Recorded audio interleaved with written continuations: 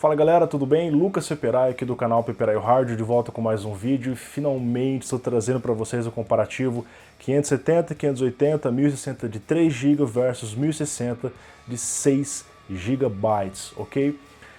No começo desse ano, 570 e 580 ficaram extremamente caras por conta da alta da mineração de Ethereum e outras moedas virtuais.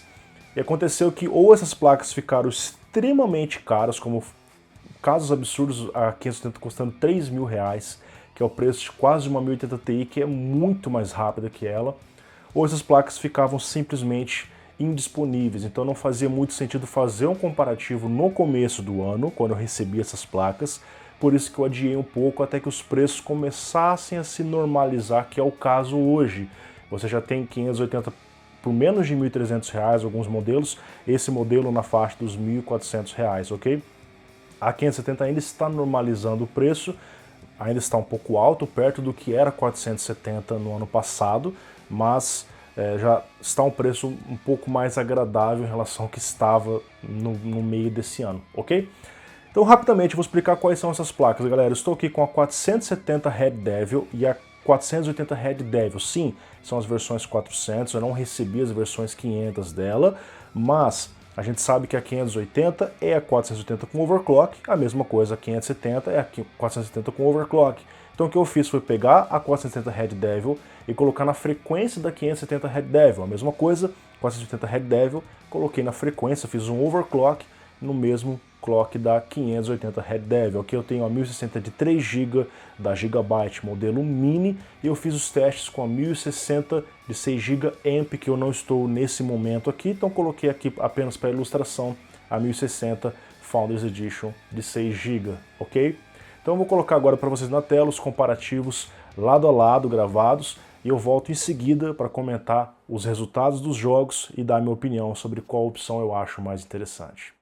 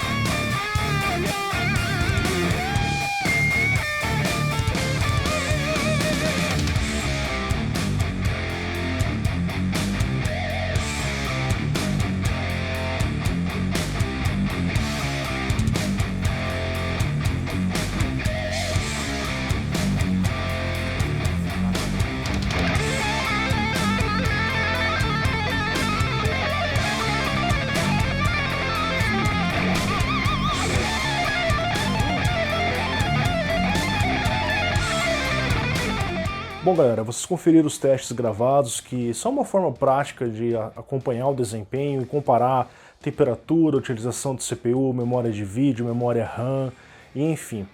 Agora nós vamos ver os gráficos nos 17 jogos testados na resolução Full HD, com a qualidade variando no alto, ultra, médio, dependendo da situação.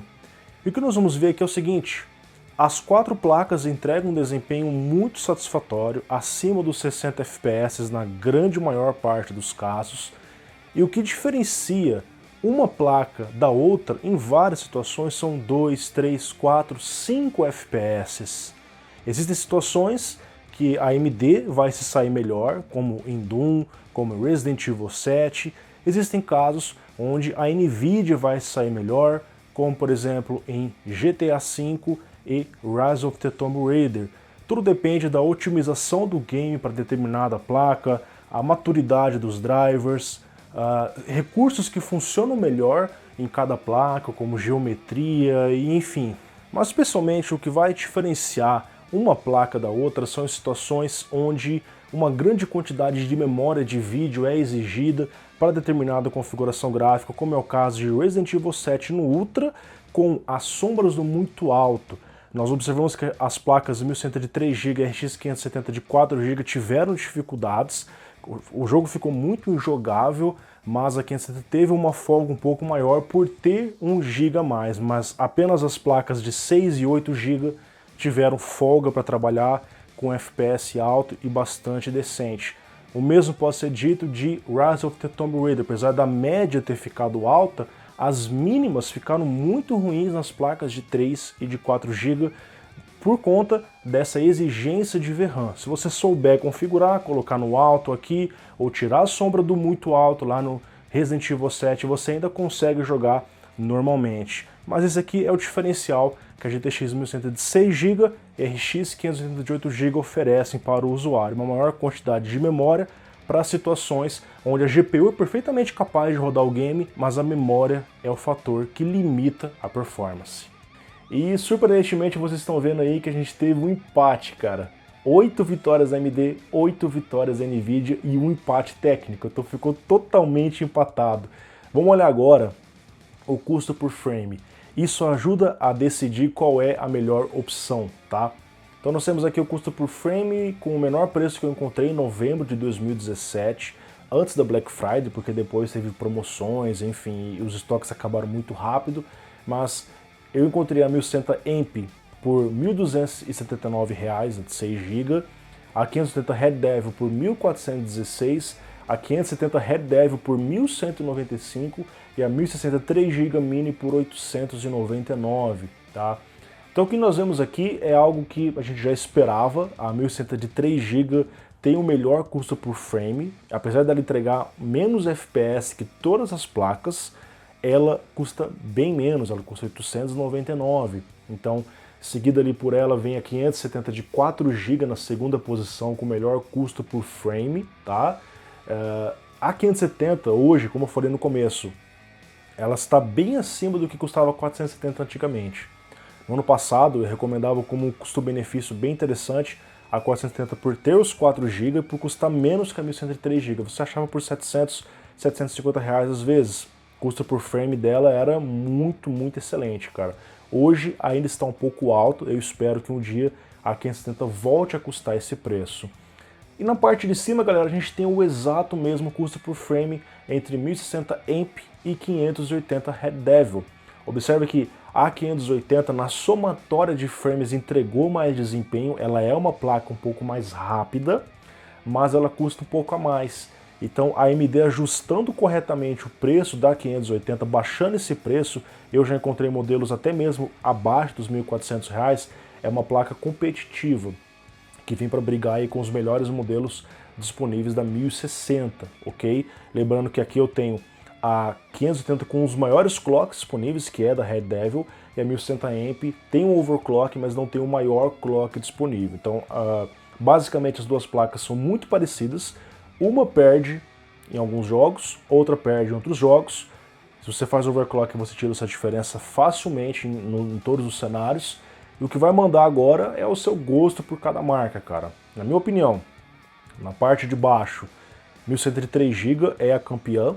É uma placa muito barata, com um desempenho bacana. Sim, tem dificuldades em alguns jogos, como Resident Evil 7, Rise of the Tomb Raider, mas sabendo ajustar as configurações você ainda consegue jogar normalmente.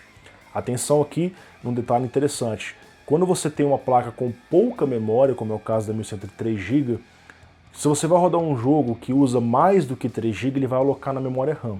Se você tem 6 GB de RAM, 8 GB de RAM, você pode ter dificuldade em alguns jogos. Porque se não tem VRAM, vai alocar onde? Na RAM.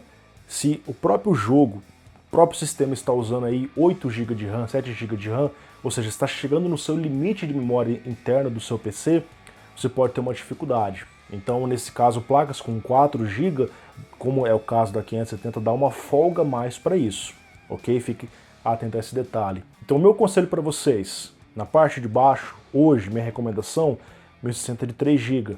Nessa parte um pouco acima, para quem quer ter um pouco mais de desempenho, um pouco mais memória, procure pela placa mais barata, seja 1060 ou a 580. Eu vou analisar aqui rapidamente o índice de fluidez antes de encerrar o vídeo. É que eu tive uma surpresa, as placas da AMD 560 e 580 entregaram uma sequência de frames mais fluidas em quase todos os jogos, o que é bem surpreendente para mim, cara.